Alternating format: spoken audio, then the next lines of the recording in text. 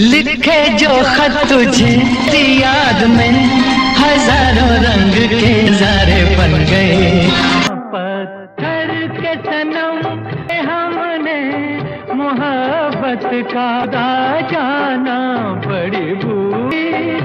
अरे हमने ये रेशमी जुल्फे शरबती आंखें देख कर जिए हैं सभी।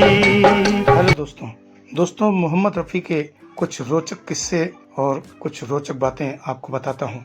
मोहम्मद रफ़ी सिर्फ एक नाम ही नहीं बल्कि हिंदुस्तानी संगीत का एक सुनहरा अध्याय है। उनकी आवाज में वो जादू था जो सीधे दिल में उतर जाता था। आइए जानते हैं उनकी जिंदगी से जुड़े कुछ अनसुने किस्से जो कम ही लोगों को मालूम है। जब लता मंगेशकर ने रफ़ी साहब से बात करनी बंद कर दी थी। दोस्तों 1950 के दशक में गायकों की रॉयल्टी को लेकर लता मंगेशकर और मोहम्मद रफ़ी में मतभेद हो गए थे। लता जी चाहती थी गायक को हर गाने के लिए रॉयल्टी मिले, लेकिन रफ़ी साहब का मानना था गायक को सिर्फ रिकॉर्डिंग फीस मिलनी चाहिए और फिर गाना निर्माता का हो जाता था। इस मुद्दे पर दोनों के बीच इतनी बहस बढ़ गई कि लता जी ने रफ़ी साहब से बात करना बंद कर दिया। करीब 4 साल तक दोनों ने साथ में कोई गाना नहीं गाया, लेकिन नौशाद साहब और अन्य संगीतकारों की कोशिशों से दोनों के बीच फिर से सुलह हो गई। तुम्हारी नजर क्यों खफा हो गई, खता बख्श दो खता हो गई। तेरी दुनिया से दूर चले हो के मजबूर में याद रखना।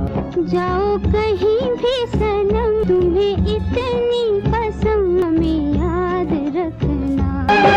हम तुम्हारे लिए तुम हमारे लिए आपके प्यार का मिले आसरा।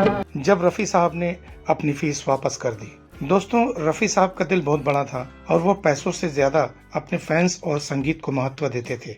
एक बार एक नए संगीतकार के पास पैसे कम थे, लेकिन वो रफ़ी साहब से गाना गवाना चाहता था। रफ़ी साहब ने गाना गाने के बाद जब फीस ली तो तुरंत ही वो पैसा वापस कर दिया और कहा जब तुम्हारा समय अच्छा आए तब मुझे याद करना।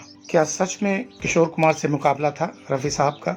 1970 के दशक में राजेश खन्ना की एंट्री के साथ किशोर कुमार का कैरियर बुलंदियों पर पहुंच गया और ऐसा लगने लगा कि रफ़ी साहब का दौर खत्म हो रहा है। लेकिन रफ़ी साहब ने वापसी की और कुछ बेहतरीन गीत गाकर उन्होंने सबको चौंका दिया। उनकी आवाज अभी भी सबसे ऊपर थी। किशोर कुमार और रफ़ी साहब एक दूसरे का बहुत सम्मान करते थे और दोनों के बीच कोई दुश्मनी नहीं थी।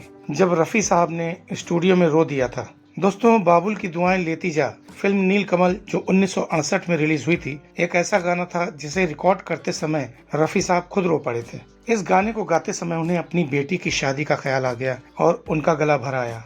रफ़ी साहब ने कई बार इमोशनल गाना गाते समय खुद को रोकने की कोशिश की, लेकिन वह संगीत में इतने डूब जाते थे कि वह खुद ही रोने लगते थे।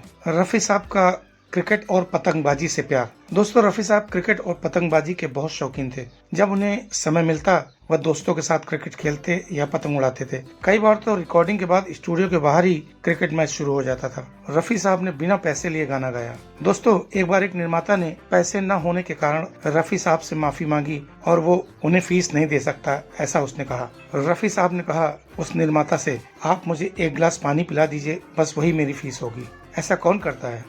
यही वजह है कि रफ़ी साहब सिर्फ एक महान गायक ही नहीं बल्कि एक महान इंसान भी थे। जब रफ़ी साहब को राष्ट्रपति ने माफी मांगने के लिए बुलाया। दोस्तों रफ़ी साहब की सादगी का एक और किस्सा बेहद दिलचस्प है। एक बार राष्ट्रपति भवन में एक कार्यक्रम था जहां रफ़ी साहब को गाने के लिए बुलाया गया, लेकिन वो पहुंचे तो गार्ड ने उन्हें अंदर आने से रोक दिया क्योंकि वो बहुत सादा कपड़ों में थे और उन्हें कोई पहचान नहीं पाया था। बाद में जब राष्ट्रपति को ये पता चला तो उन्होंने खुद रफ़ी साहब से माफी मांगी और स्टेज पर उनका स्वागत किया। जब रफ़ी साहब ने गाना छोड़ने का फैसला कर लिया। दोस्तों 1960 के दशक में रफ़ी साहब अचानक फिल्मों में गाना गाना छोड़कर मक्का मदीना चले गए। उनका मानना था कि वो अब सिर्फ इबादत में समय बिताएंगे, लेकिन जब वह लौटे तो नौशाद और शंकर जयकिशन जैसे संगीतकारों ने उन्हें फिर से गाने के लिए मना लिया। अगर वो दोबारा न लौटते तो हम कई सदाबहार गीतों से वंचित रह जाते। जब रफ़ी साहब को भारत रत्न नहीं मिला। दोस्तों रफ़ी साहब को पद्मश्री 1967 में मिला, लेकिन आज तक उन्हें भारत रत्न नहीं दिया गया,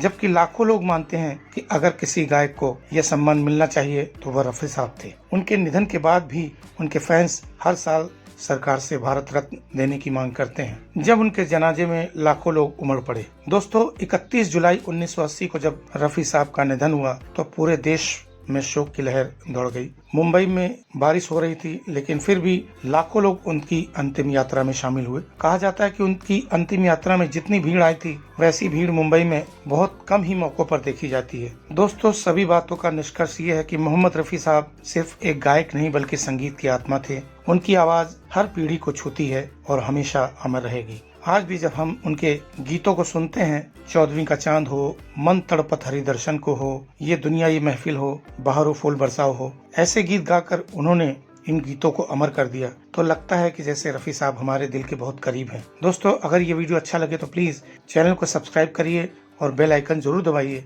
जिससे मेरे अगले वीडियो की नोटिफिकेशन आप तक पहुंच सके। और देखते रहिए पिक्चर्स ऑफ बॉलीवुड। कुछ ऐसी ही रोचक बातें, कुछ रोचक कहानियां बॉलीवुड की आपके लिए सुनाता रहूंगा। और इसी के साथ आपसे विदा चाहता हूं। धन्यवाद।